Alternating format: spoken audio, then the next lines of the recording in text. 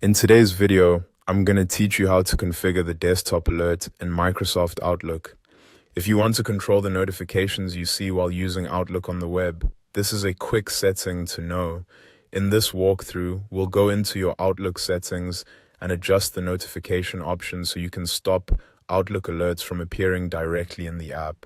This can be especially helpful if pop-up alerts are distracting while you work, or if you simply want a cleaner experience in your inbox. Start by going to your Outlook inbox dashboard. Make sure you're on the main mail screen where you can see your messages and folders. This is the starting point for accessing all of your Outlook settings. Once you're in your inbox, look to the top right corner of the screen and click the gear icon. This is the settings icon, and it opens the panel where Outlook keeps many of its display, mail, and notification preferences. After the settings panel opens, click on General. The General section contains broader account and interface settings, so this is where you'll find the notification controls we need for this adjustment. From there, click on Notifications. This will take you into the area specifically related to alerts and message activity. If you're following along and the layout looks slightly different, just look for the Notifications option under the General category.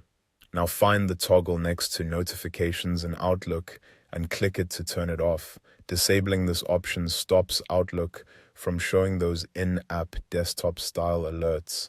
This is useful if you prefer to check messages on your own schedule instead of being interrupted whenever new mail comes in. Once you've changed the setting, click Save. This step is important because it makes sure your preference is applied. If you leave the page without saving, Outlook may not keep the change, and that's it. You've successfully updated the desktop alert setting in Microsoft Outlook. If you ever want to turn those alerts back on, you can return to the same notifications section, switch the toggle back on, and save again. A good final tip is to test the setting after saving, especially if you're managing multiple browser tabs or accounts. That way, you can confirm Outlook is behaving the way you want.